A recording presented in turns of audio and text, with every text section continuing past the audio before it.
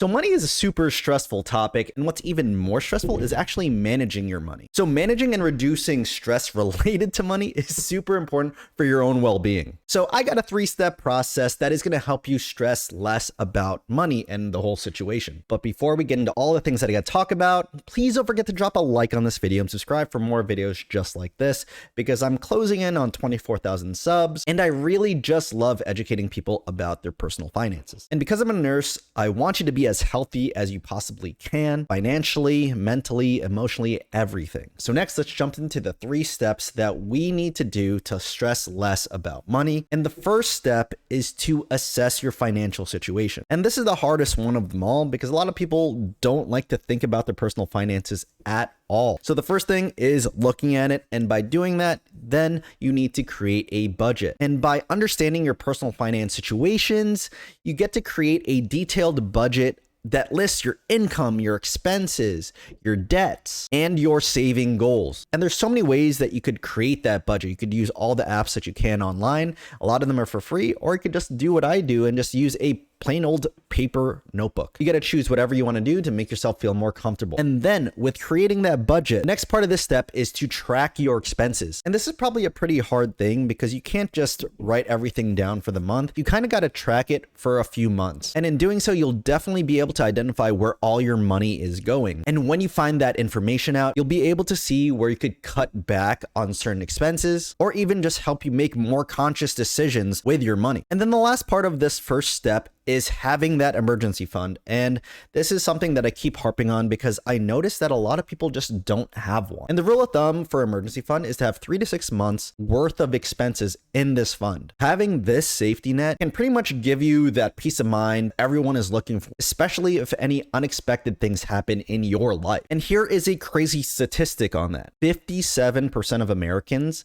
cannot afford a $1,000 emergency. And that is crazy to me, because that means a lot of people are going into debt because of these emergencies, because that means a lot of people are putting stuff on credit cards, which is definitely not going to help you in the long run, especially if you don't have money. So let's get into step number 2, and that is creating healthy financial habits. First part of this is to set clear financial goals. You got to define your short-term goals, you got to define your midterm goals, and you have to define your long-term goals. And these goals should include paying off debt, saving for retirement, investing, buying a house. No matter what, having these clear objectives can motivate you to manage your money more effectively. Prioritizing saving is huge as well. I know a lot of people think, oh, I should just be investing all my money. No, you also need saving. Ultimately, in my opinion, cash is king. You don't have cash, you don't have liquidity, you got nothing. The first thing I would do with prioritizing saving is paying yourself first with every paycheck. And in doing so, you got to automate. You got to set up automated transfers to your savings accounts. And in doing so, those savings are a non-negotiable part of your financial routine. And I think that's great about this, that there are a lot of high yield savings accounts out there that will help your money make a little bit of money on the back end. So obviously, the more you save, the more interest you're going to earn as well. And if you want any of those high yield savings account, I'll have some links down in the description below. The next part of these goals is to have that debt management. You got to develop that plan to reduce your debt. Dave Ramsey talks about this a lot, whether it's a debt avalanche or debt snowball, whichever way you want to do it. Debt avalanche means you go after the highest amount that you owe first, you get rid of that, and then everything else comes after that. Or debt snowball, you would get rid of the smallest debt first and work your way up that ladder until you have no more debt. And the reason why debt management is so crucial is because those APRs on those credit cards, on that consumer debt, are so ridiculous that pretty much what they're trying to do is to forever make money off you and to cripple your personal finances. So if you get rid of that debt, you'll be able to put more into your saving, to your investing, to whatever you want if you get rid of that debt. And the last part of step number 2 is to live within your means. And this is as simple as it could be. You got to just avoid overspending. If you're sticking to your budget and you've been tracking your funds and resisting the urge to make these impulsive money decisions, you're going to be in a very good place. And it's as simple as differentiating between needs and wants. And to be honest, that is the one that I personally have the hardest problem with. I like nice things. I like to buy things, and it's something that eats away at me. Like, I always want that new watch. I always want that new car.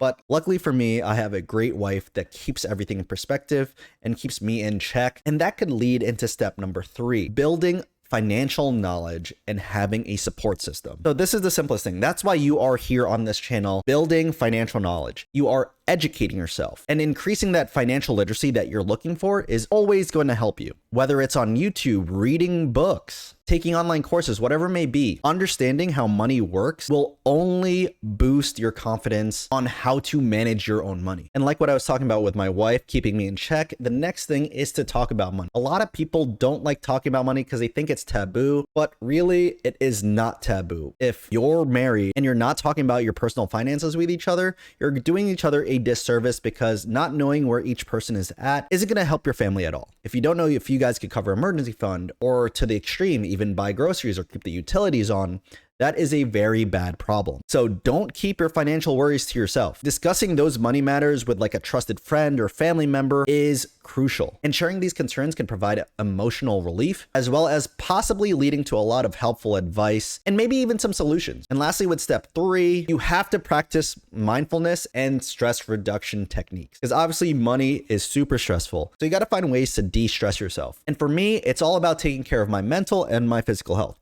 We already talked about mental with being able to talk about money with a loved one, with someone you trust. And next is your physical health. And this is a big thing for me. I personally let myself go for the last like 2.5 years. I used to be super fit, super strong, and now I'm kind of like blobby and all that. But as you can see behind me, there is a treadmill. I've been trying to work out as much as I can every week with these 2 young kids, with my job, with running YouTube, with running my other businesses. And with doing regular exercise, I've been noticing my energy has been going up, my productivity has been getting better and better, and my overall mood is just happier and more energetic. So like I said, I'm a nurse, so I want you guys to be healthy financially, physically, emotionally, mentally, everything. So this is definitely one of the biggest things you have to take care of. So you got to remember that financial stress is super common. Everyone goes through it, and it's totally okay to seek support if you need it. And obviously, guys, you're not going to fix everything on the first day. It takes a lot of time. So building that strong foundation of money takes so much time and effort, but you just have to be patient with yourself and celebrate the small wins along the way to financial freedom. And by following these 3 steps, assessing your financial situation, developing healthy financial habits, and building financial knowledge, you're going to make gradual improvements on your financial health. You're going to reduce a lot of stress in your life, and you're also going to work towards a more stable and secure financial future. So if you guys got any value out of this video, please don't forget to like, comment, and subscribe. Drop a comment down below if you've ever struggled with stress about money or anxiety about money. Thanks for watching. I'll see you guys very soon, and keep investing.